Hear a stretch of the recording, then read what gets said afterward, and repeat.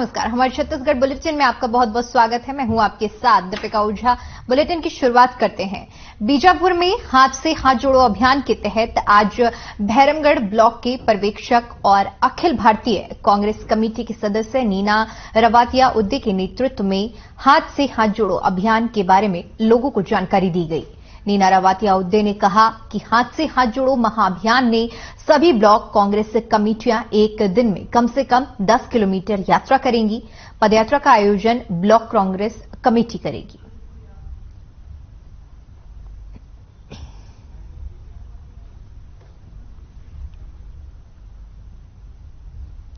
बताते चले कि भैरमगढ़ ब्लॉक में हाथ से हाथ जोड़ो महाअभियान की शुरुआत की गई और जहां पर नीना रवातिया उद्दे ने इस पूरे महाअभियान की जानकारी दी। भैरमगढ़ ब्लॉक से इस यात्रा की शुरुआत हुई है।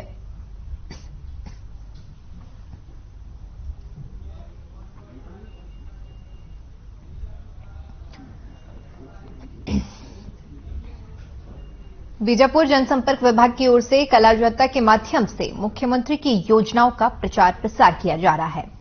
मां शारदा लोक कला मंच के अध्यक्ष मीनेश महीनी ग्राह की तरफ से योजनाओं का प्रचार प्रसार किया जा रहा है। योजनाओं का नाम छत्तीसगढ़ के 4 चिन्हारी, नरवा, गरवा, गुरुआ, बड़ी और भी मुख्यमंत्री की योजनाओं को बताया जा रहा है। गांव के लोगों को और आसपास के पड़ोसी गांव वाले भी जमा होकर इन योजनाओं को समझ रहे हैं। नाटक के माध्यम और नाच गाकर योजनाओं को ग्रामीणों को समझाया जा रहा है। बता दें कि जनसंपर्क विभाग के अधिकारी दिनेश नेताम के नेतृत्व में यह प्रचार प्रसार किया जा रहा है। तो बीजापुर की ये तस्वीरें हैं जहां पर जनसंपर्क विभाग की ओर से प्रचार प्रसार अभियान चलाया जा रहा है। नाच और नुक्कड़ नाटक के माध्यम से लोगों तक योजनाएं पहुंचाई जा रही हैं। ग्रामीणों को हर एक योजनाओं के बारे में बताया जा रहा है।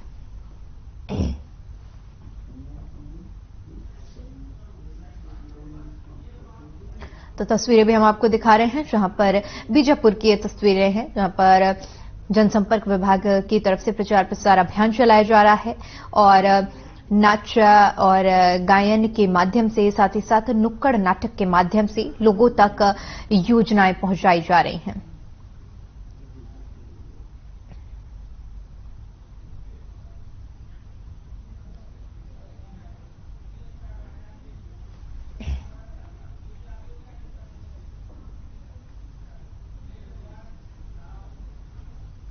उधर धर्मजयगढ़ के एसडीएम कार्यालय में पदरत एक बाबू की कार्यप्रणाली से तंग आकर आज तहसील अधिवक्ता संघ के अधिवक्ताओं ने एसडीएम कार्यालय के सामने धरना प्रदर्शन शुरू कर दिया और जमकर नारेबाजी करते हुए उससे हटाने की मांग की। आपको बता दें कि धर्मजयगढ़ एसडीएम कार्यालय में पदस्थ बाबू राजकुमार सिदार के द्वारा अधिवक्ताओं के साथ हमेशा से ही दुर्व्यवहार किया जाता है, जिसे लेकर कुछ दिनों पहले भी सभी अधिवक्ताओं की ओर से बाबू को हटाने की मांग की गई है। तो बताते चले कि बाबू के दुर्व्यवहार से तंग आकर अधिवक्ताओं ने एसडीएम कार्यालय पर बाबू को हटाने की मांग की है। लंबे समय से ये आरोप लगाए जा रहे हैं कि ये जो बाबू एसडीएम कार्यालय में तैनात है ये अधिवक्ताओं के साथ दुर्व्यवहार करता है और जिसके दुर्व्यवहार से तंग आकर अधिवक्ताओं ने एसडीएम कार्यालय का घेराव किया है।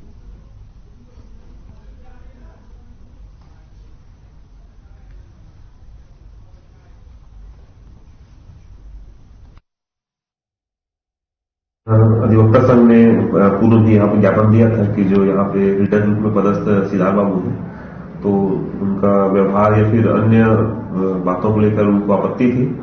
तो उनको पहले यही समझाई दी गई थी कि अधिवक्तागण को कि यहाँ पे मैन पावर कम है, हमारे पास स्टाफ ऐसे भी कम है और 4-5 स्टाफ सारंगढ़ जिला बनने के बाद वहां पे स्थानांतरित हो गए थे। तो अभी हमको उनसे काम लेना पड़ रहा था, लेकिन आज अधिवक्ता संघ अपनी मांगों को लेकर ऑफिस के सामने धरने पर बैठ गए थे। ये धर्मजयगढ़ में पहली बार है इतिहास में कि एक बाबू के खिलाफ वकील लोग को धरना करना पड़ गया। आप सोच सकते हैं कि कितना भ्रष्ट आदमी है। क्या वकीलों से करता है बदतमीजी, पक्षकारों से भी करता है बदतमीजी। इसलिए आज हम लोग यहाँ पर बैठने के लिए मजबूर कर दिए कि एग्जाम साहब को हम 2 बार आवेदन भी दिए हैं, फिर भी हम लोग का सुने नहीं हुआ। इसलिए सारे अधिवक्ता बंधु आज बैठे हैं धरने पर और अभी एडीएम साहब हमको आश्वासन दिए कि हटाएंगे और हटेगा तब हम यहाँ से हटेंगे।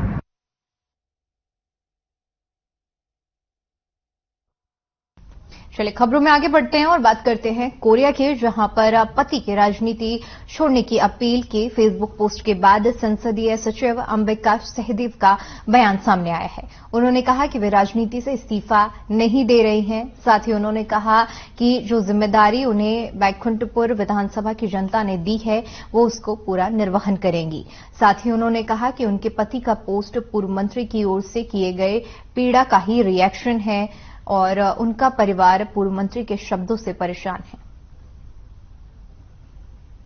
तो संसदीय सचिव ने बयान दिया है, उसमें उन्होंने कहा है कि राजनीति से इस्तीफा नहीं दे रही हूं, अपनी जिम्मेदारी का निर्वहन करूंगी। साथ ही साथ आपको हम तस्वीरें भी दिखा रहे हैं जहां पर फेसबुक पोस्ट किया गया था और जिस पर प्रतिक्रिया देते हुए उन्होंने ये बयान दिया है।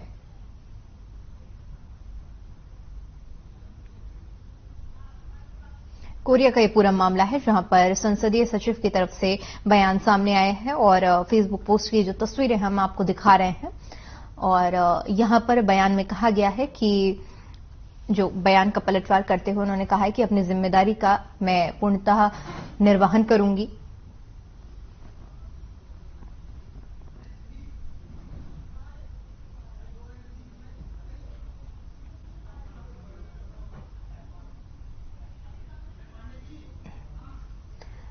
तो फेसबुक पोस्ट हम दिखा रहे हैं जिसमें राजनीति छोड़ देने और इस्तीफे की बात कही गई है, लेकिन इस पर जो प्रतिक्रिया सामने आई है उसमें संसदीय सचिव की तरफ से कहा गया है कि मैं अपनी जिम्मेदारी का निर्वहन करूंगी और राजनीति नहीं छोड़ रही हूं, ऐसा कहा गया है।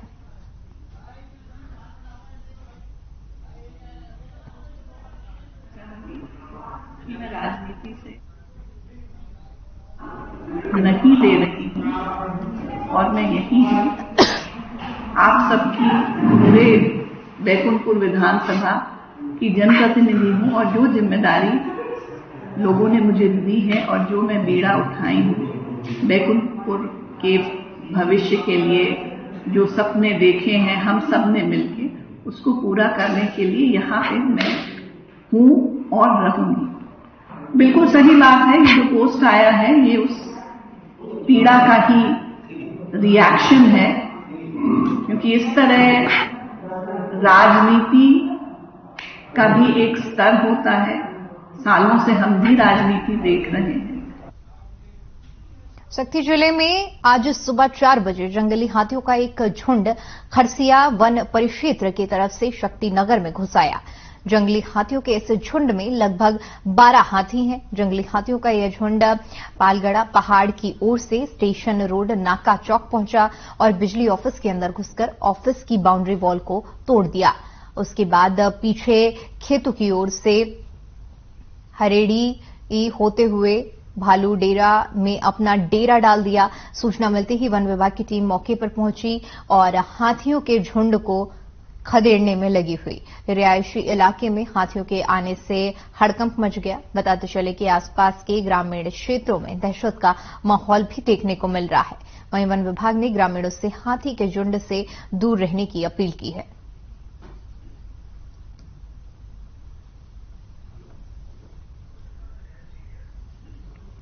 तो शहर में हाथियों के झुंड घुसने से हड़कंप मच गया। बताते चले कि रिहायशी इलाकों में हाथियों के झुंड की सूचना मिलते ही डर का माहौल बना हुआ है। वहीं जैसे ही इस मामले की सूचना पुलिस और वन विभाग को टीम को मिली तो वन विभाग की टीम मौके पर पहुंची और सभी हाथियों को खदेड़कर उन्हें पकड़ने की पूरी कोशिश की जा रही है। शक्ति जिले का ये पूरा मामला है जहां पर लोगों से अपील की गई है कि सभी अपने अपने इलाकों में रहें और इन हाथियों के झुंड से बचकर रहें।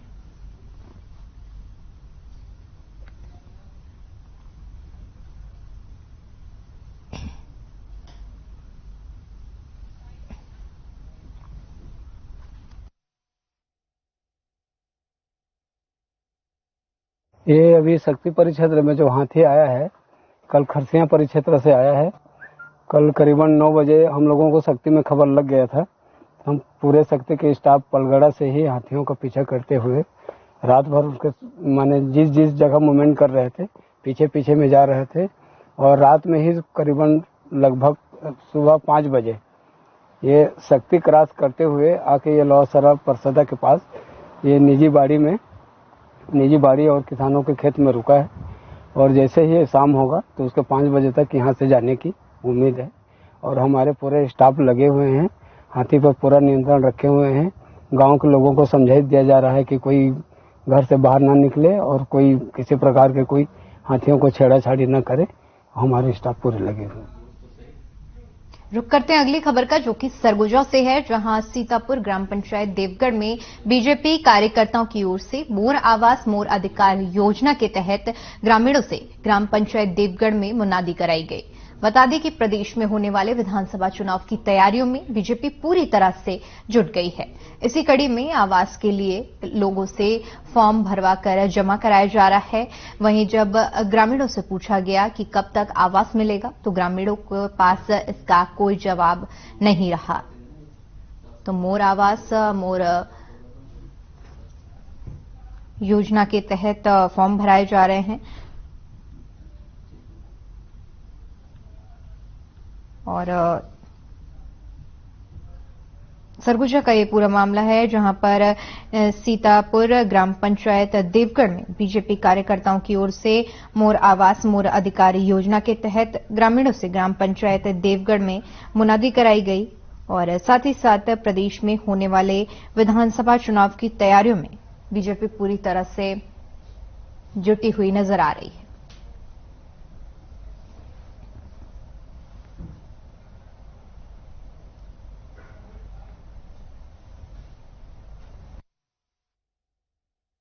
पीएम आवास। अच्छा, पीएम आवास से कौन भरवा रहे हैं? अरे भाई कार्यकर्ता मन भरवाते बीजेपी वाला मन। अच्छा, तो इवन का कही ना कब तक तुम्हारा ये आवास मिल जाएगी? नहीं तो बता ही नहीं हमने। यहाँ पीएम आवास के लिए फॉर्म भरा रहा था, इसीलिए भरवा रहे थे भाजपा पार्टी वाले। अच्छा, तो ये लोग क्या बोले हैं, कब तक आप लोग को आवास मिल जाएगा? 2023 तक बनने का बोले हैं।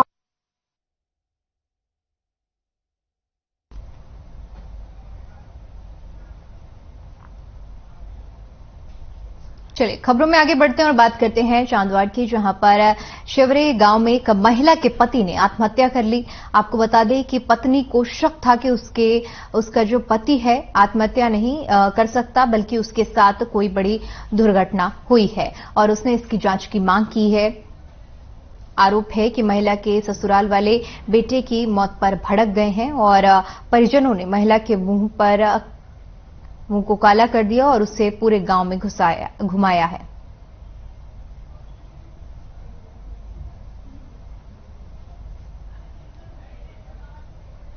तो चांदवाड़ का ये पूरा मामला है, जहां पर पति की मौत के बाद ससुराल वालों ने अपनी ही बहू के मुंह पर कालिक पोतकर उसे पूरे गांव में घुमाया है। तस्वीरें हम आपको दिखा रहे हैं जहां पर महिला के मुंह पे कालिक पोती गई है और इस दौरान उसे पूरे गांव में घुमाया जा रहा है।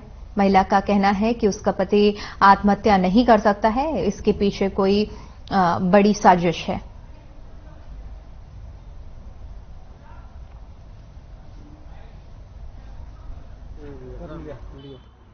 मी माझ्या पतीच्या दाव्याला गेले असताना गावाच्या लोकांनी मला हाणमार केली आणि माझ्यावर वेगळे आरोप लावून माझ्या मुलांना पण मारला आणि ते माझ्या बरोबर होते ना नातेवाईक त्यांना पण मारला आणि जो गॅरेजवाला आहे ना भाऊसाहेब त्यांनी गाडी पेटून घ्यायचा प्रयत्न केला होता डिझेल टाकून आणि तोंडाला काळं फासून माझे चपलांचा हार घालून माझी गावात मिरवणूक काढली त्यांनी।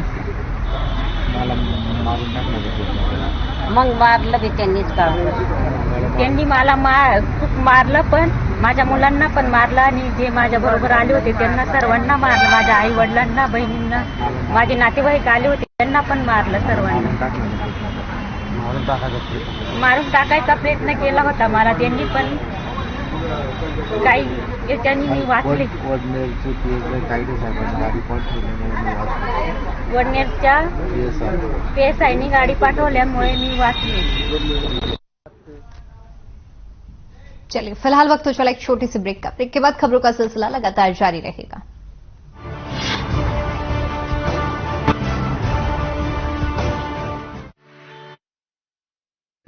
Hey mom, hey, look, I can download a song really fast.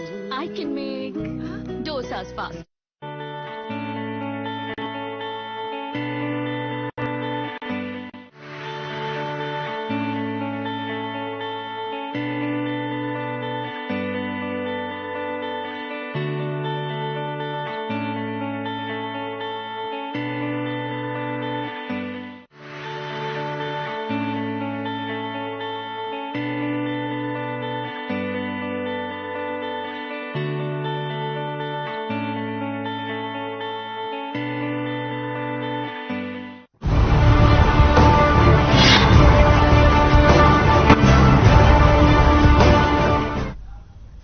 Break के बाद एक बार फिर से आपका स्वागत है। चलिए बढ़ते हैं अगली खबर की ओर, जो कि कोरेगांव से है, जहां भाडले गांव में आमलेट पाव की गाड़ी पर अवैध रूप से देशी शराब बेची जा रही है।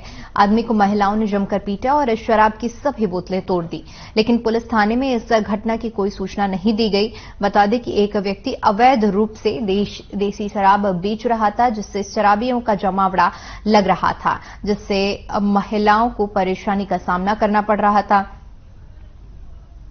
जिसके चलते कई बार लोगों ने वहां शराब बेचने पर मना किया, लेकिन शराब की बिक्री बंद नहीं की, जिस पर महिलाओं ने सीधे आमलेट पाव के ठेले पर हमला बोल दिया और शराब बेचने वाले की जमकर पिटाई कर दी और शराब की बोतलें तोड़ दी। इसके भयभीत अवैध शराब विक्रेता ने कहा कि अब शराब नहीं बेचेंगे, जिसका वीडियो सोशल मीडिया पर वायरल हो रहा है।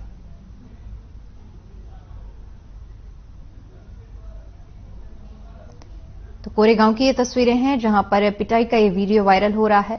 आपको बता दें कि शराब बेचने का ये पूरा मामला है। अवैध रूप से शराब बेची जा रही थी और जिसको लेकर महिलाएं बार बार शिकायत कर रही थी, लेकिन बार बार मना करने के बावजूद ये गतिविधि नहीं रुकी, जिसके बाद महिलाओं ने ये कदम उठाया। अब इसके बाद ये पूरा वीडियो सोशल मीडिया पर वायरल हो रहा है।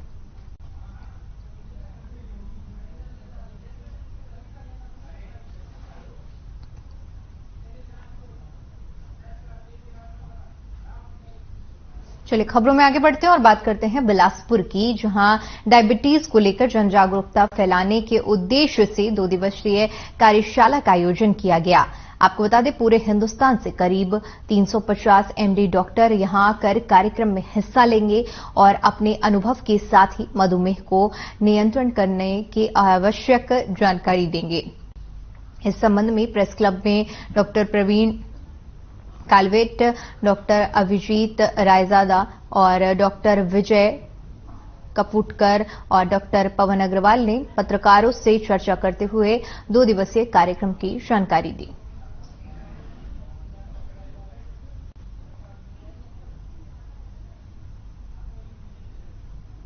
तो बिलासपुर में डायबिटीज को लेकर जागरूकता कार्यक्रम का आयोजन किया जा रहा है, जिसमें 2 दिवसीय कार्यशाला का आयोजन होगा, जहां पर दूर दराज से जो एमडी और डॉक्टर इस कार्यक्रम में हिस्सा लेने के लिए शिरकत करेंगे। लोगों को डायबिटीज यानी कि मधुमेह के प्रति जागरूक किया जाएगा, किस तरह की सावधानी बरतनी चाहिए और अगर मधुमेह हो जाता है तो किस तरह से बचाव करना चाहिए। इन सब चीजों की जानकारी इस कार्यक्रम में दी जाएगी।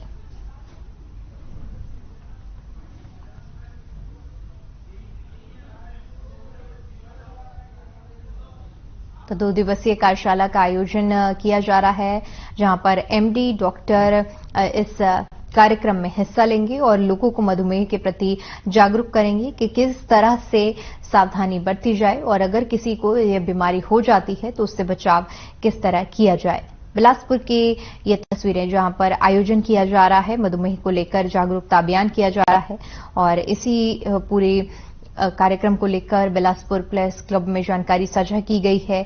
2 दिवसीय कार्यशाला का ये आयोजन है, जहां पर सभी ग्रामीणों को जागरूक किया जाएगा।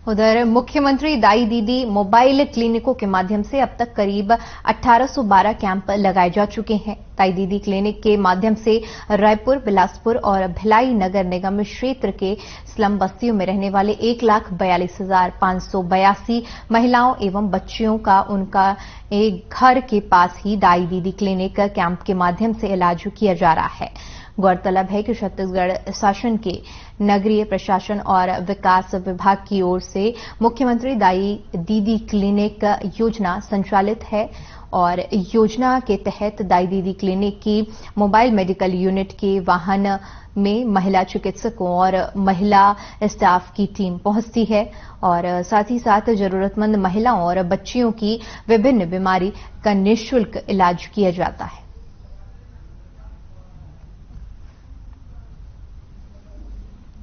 रायपुर में महिलाओं का मुफ्त इलाज किया जा रहा है। दाई दीदी क्लिनिक 1.42 लाख महिलाओं का अब तक इलाज कर चुकी है। वहीं आपको बताते चले कि दाई दीदी मोबाइल क्लिनिक अलग अलग क्षेत्रों में जाती है और जहां पर महिलाओं और बेटियों को जो दिक्कत होती है उसका मुफ्त इलाज किया जाता है।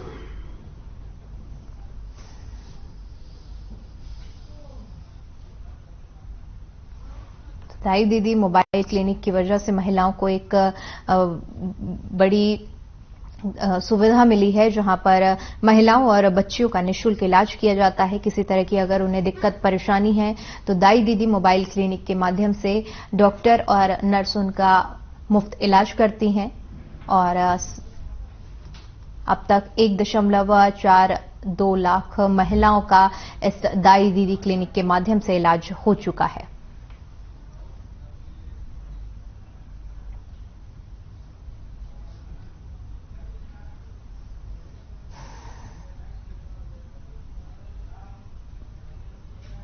उधर सिरगिट्टी में एकता कप क्रिकेट प्रतियोगिता के शुभारंभ में बिल्हा विधायक धर्मलाल कौशिक बतौर मुख्य अतिथि के साथ ही जिला पंचायत सभापति अंकित गौराहा ने वरिष्ठ अतिथि के रूप में कार्यक्रम में शिरकत की। बता दें कि सादगी भरे कार्यक्रम के दौरान अतिथियों ने विधि विधान से पूजा अर्चना कर रिबन काटकर क्रिकेट प्रतियोगिता का शुभारंभ किया।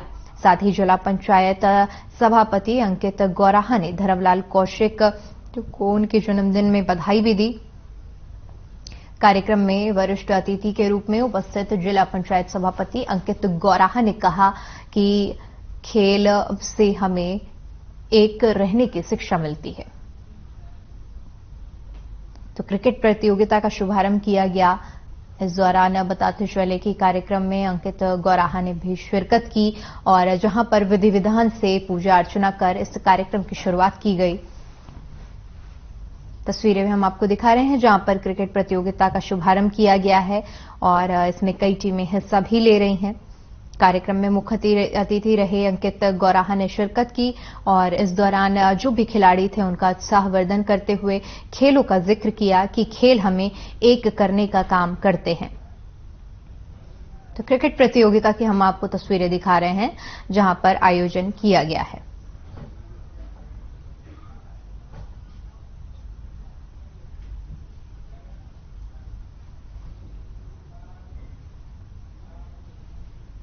चलिए फिलहाल के लिए इस बुलेटिन में इतना ही। देश और दुनिया की तमाम बड़ी खबरों के लिए बने रहिए हमारे साथ। नमस्कार।